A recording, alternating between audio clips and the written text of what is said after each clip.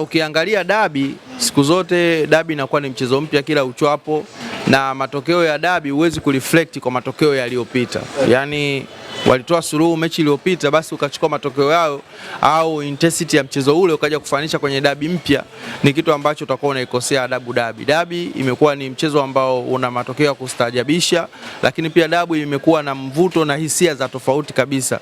Lakini pia dabi hata approach yake inakuwa ya tofauti sana. Kwa hiyo tunategemea kwenda kuona mchezo ambao utakuwa wa kuvutia, mchezo mzuri, mchezo ambao bado paka hivi sasa ukiniambia nani anakwenda kupata kombe, nani anakwenda kuwa na ushindi, kwa jibu la kimpira inakuwa ni ngumu zaidi, kwa sababu ukiangalia hata katika mbio zao za kupambania ubingwa wa Tanzania bara, Yanga yuko juu kwa alama 5 zaidi ya Simba, lakini Simba ndiye anayemfuatia akiwa anampa changamoto zaidi. Wote wakiwa na michezo sawa, wamecheza michezo 19. Lakini ukija kuangalia upande wa kombe la muungano ambao wanashiriki, Young African wamefika fainali huku wakiwa wamefunga jumla ya magoli 6. Magoli 4 mechi ya kwanza, magoli 2 mechi ya pili. Jumla magoli mangapi? Magoli 6 wameweza kuyafunga. Lakini pia ukija kuangalia upande wa Simba, mechi ya kwanza wanashinda goli 1-0, mechi ya pili wanakwenda kushinda magoli 3. Wanaenda fainali wakiwa na magoli 4. Takwimu pekee ambayo ukiangalia haijalishi umekutana na nani, Simba anafika fainali akiwa na hati safi. Hajaruhusu mechi yoyote kuweza kuruhusu goli. Ameondoka mechi ya kwanza akiwa na clean sheet, mechi ya pili akiwa na clean sheet. Kwa hiyo Young African amecheza mechi 2, katika mechi 2 hizo mechi moja ameruhusu goli. Kwa hiyo ina maana kwamba kwa upande wa defense ya Yanga imeweza kuruhusu goli. Sasa unakuja kujiuliza, Yanga wameruhusu goli dhidi ya nani? Yanga wameruhusu goli dhidi ya Azam. Azam ni timu ya aina gani? Azam ni timu ambayo inatoa upinzani wa kutosha kwa upande wa vilabu vya Simba na Yanga, kwa sababu ni kitu ambacho hakipingiki kwamba hiyo haipingiki kwamba wamekuwa wakileta upinzani wa hali ya juu, upinzani wa kutosha kwa Simba, kwa Yanga, na ukiangalia kwenye msimamo wa ligi wao wanashika nafasi ya 3, wakiwa wapo wanakimbizana zaidi na Simba na Young African. Kwa hiyo intensity ambayo wanakwenda kuzitoa kwa Simba na Yanga ni kubwa zaidi. Kwa mechi iliyochezwa katika michuano hii ya muungano ni kitu ambacho hakipingiki hata kidogo. Mechi ambayo ilikuwa na ugumu wa aina yake ni mechi kati ya Yanga na Azam. Ilikuwa ni mechi kali zaidi, na ndio maana Yanga aliweza kuruhusu goli, lakini aliweza kupata ushindi wa kuweza kusoka kwenda hatua inayofuata. Lakini kitu ambacho kwa Yanga kinakuwa kikubwa zaidi ya Simba, Yanga amefunga magoli mengi zaidi, amefunga magoli 6 kama nilivyosema hapo mwanzo. Lakini pia Young African wametoa watu ambao wamehusika kwenye magoli, watu wengi zaidi. Maxim pia Zengeli, ukimzungumzia Dube Prince, ukimzungumzia Alan Okelo, ukimzungumzia Shehani Ibrahim, kuna namba kubwa sana ya watu ambao wamehusika katika magoli. Lakini ukija kuangalia kwa upande wa Simba, utamzungumzia Suleiman Mwalimu mwenye magoli 2 nyuma mfungaji kinara ambaye ni Prince Mpumalelo Dube. Lakini pia utamzungumzia Aniseti Ura, utamzungumzia Nanio Maema, na waliohusika kwenye magoli utamzungumzia Elim Panzo Kibisawala ambaye aliweza kutoa pasi saidizi, Nio Maema akafunga. Lakini pia utamzungumzia Clatous Chota Chama ambaye ameweza kutoa pasi saidizi 2 kwa Suleiman Mwalimu na kuweza kufunga. Kwa hiyo unakuja kuona kwamba kwa aina za namba ambazo zipo kati ya Simba na Yanga ni namba ambazo kila mmoja anakushawishi kuweza kuleta upinzani wa hali ya juu. Lakini pia ukija kuangalia katika upande wa makocha wa pande zote mbili, ukimwangalia Steve Barker katika michuano hii ameweza kutunza energy zaidi, ametumia zaidi wale wachezaji ambao hawapati nafasi kikosi cha kwanza mara kwa mara. Tumeona katika mechi zote mbili team captain Shomari Kapombe hajakuwa sehemu ya kiwanja, lakini pia Lucien Delok tunamwona anaingia na kutoka. Tunamwona Ismail Ture naye pia anaingia na kutoka. Tunamwona Aniseti Ura, tunamwona Ligbasi Bwae, tunamwona Clatous Chota Chama, tunamwona Nixon Kibabage. Hao wote hawapati nafasi ile ya moja kwa moja. Kama Nixon Kibabage hajapata kabisa nafasi, Aniseti Ura anaingia kutoka substitution, Suleiman Mwalimu anaingia kutoka substitution. Kwa hiyo unamuelewa kocha wa Simba Steve Barker kwamba yeye mbali ya kwamba mashindano haya anahitaji aweze kupata ushindi, lakini pia imekuwa sehemu ya yeye pia kuweza kutengeneza zaidi kikosi chake ili kuweza kutengeneza stamina ya kikosi pale ambapo inapokuwa inatakiwa kuweza kupata backup. Lakini ukija kumwangalia upande wa Pedro kwa asilimia kubwa wachezaji wake ameweza kuwatumia Ukijiuliza kiufundi kwa nini ameweza kuwatumia katika michuano hii ambayo inaonekana kwa ni michuano midogo, jibu la msingi ni kwamba Pedro alipitia kipindi kigumu sana siku za hivi karibuni. Alipata majeraha ya wachezaji wengi, karibu na wachezaji 7 wakiwa na majeraha, na wengine wamerudi wakiwa hawajapata mechi za kutosha. Kwa hiyo michuano hii Pedro ameitumia kama sehemu ya kuanza kurudisha utimamu wa wachezaji wake. Djigui Diarra alikuwa amepata adhabu, amekosa michezo minne akucheza, michezo 3 ya adhabu, mchezo mmoja hakuwa kabisa kwenye kikosi, mwalimu akumpanga. Kwa hiyo michuano hii imeweza kumrudisha kwenye kikosi. Laurindo Alolie Depu, Prince Mpumelelo Dube, hao wote ni wachezaji ambao walikuwa wapo kwenye majeraha, na michuano hii imeweza kumfanya aweze kurudi. Kwa hiyo kila mwalimu tunamwona ameiendea michuano hii akiwa na mpango mkakati namna gani anaweza kukisuka kikosi chake. Kwa hiyo tutategemea kuona mechi ambayo itakuwa yenye mvuto wa hali ya juu, kwa sababu siamini kama Steve Barker atakubali kuanza na Suleiman Mwalimu akiwa nje, Chama akiwa nje, Anicet Ula akiwa nje, Libase Boy akiwa nje. Maana ataingiza timu ambayo itakuja kuleta ushindani zaidi, na upande wa Young African pia kadhalika.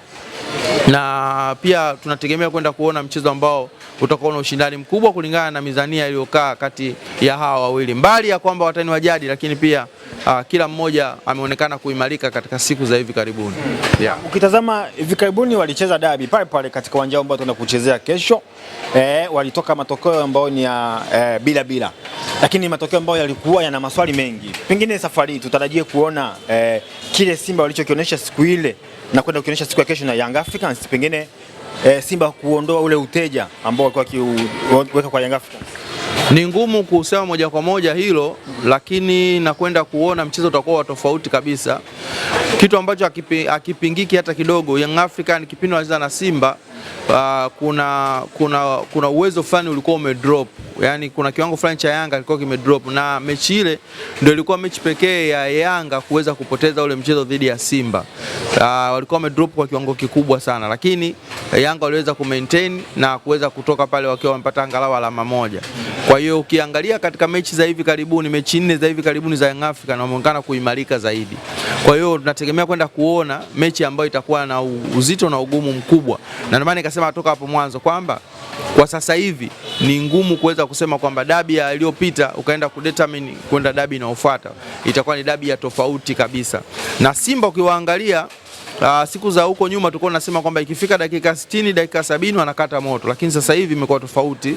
Inapofika dakika 60 dakika 70 tunaona bado wanaendelea kuwa na mpambano zaidi, wanakuwa na hali ya kujitoa zaidi. Kwa sababu gani? Kwa sababu wana reserve ambao wanaweza kuja kuingia na kuja kutoa energy ile. Mwanzoni Simba walikuwa wakicheza wakimtegemea Kibu Dennis, wakimtegemea Elim Panzo, wakimtegemea Morris Abraham, ambapo ukiangalia ujio wa wachezaji wapya Aino Luemba, Anicet Ura pamoja na Libase Boy na Clatous Chota Chama pamoja na Nixon Kibabage wamekwenda kubadilisha kabisa shape ya uchezaji ya Simba, na wale ambao walikuwa tegemeo hapo mwanzoni wakina Maodo Kante, wakina Anthony Mligo, wakina Morris Abraham, wakina Elim Panzo wamekuwa hawana nafasi tena ya moja kwa moja ya kuanza kwenye kikosi, lakini hao wanakwenda kuwa backup pale ambapo kikosi cha kwanza wanapokuwa wamefika mwisho wao kiingia, energy inakuwa ile. Kwa hiyo tunakwenda kutegemea kuona kwamba intensity inakuwa ya hali ya juu. Lakini pia kwa upande wa Young African kuna baadhi ya wachezaji tunaona wameweza kuimprove zaidi. Tunamwona Maxence Mpia Zengeri amerudi kwenye ubora wake. Tunamwona Alan Okero ameshajipata, anakuwa anapiga pasi kwa usahihi, anakuwa ameshapata maelewano mazuri kabisa na Prince Dube. Prince Dube naye pia tunaona ameanza kurudi katika tabia yake ya kufunga, ya kutamani kufunga, anatoa assist, anafunga. Duke Abuya naye tunamwona naye pia ameweza kuimarika zaidi. Kwa hiyo unakuja kuona kwamba ni mechi ambayo inategemewa kuwa na mvuto wa hali ya juu. Ukimwangalia Damaro Kamara namna ambavyo amecheza dhidi ya Azam, amecheza vizuri kabisa, amekuwa yuko very smooth, amekuwa yuko accurate, amekuwa na tackling za maana, na tackling yake mojawapo iliweza kuzaa goli la mapema kabisa la Young African. Kwa hiyo unakuja kuona kwamba ni mechi ambayo kwa pande zote inakuwa na mvuto wa hali ya juu. Inatakiwa asiwe na matokeo yake mfukoni, aende mpilani, akaangalie mpira, kile ambacho kitakayo kutokea basi aweze kuamini kwamba hii ndio halali yetu. Nani mwenye uhitaji sana wa hii dabi yatakayochezwa kesho? Pengine anahitaji labda matokeo zaidi ya kushinda. Kwa kariba hizi timu wote wawili wanahitaji sana kuweza kupata ushindi dhidi ya mwenzake, kwa sababu kuna namna ambavyo wamejijengea kwamba kila mmoja anahitaji kuonyesha ubabe kwa mwingine. Ukiangalia katika mlengo wa namna hiyo, Yanga na uhitaji wa ile kombe, Simba pia na uhitaji wa ile kombe, kwa sababu mbali ya vitu vyote pia kuandika record pia ni kitu kizuri zaidi.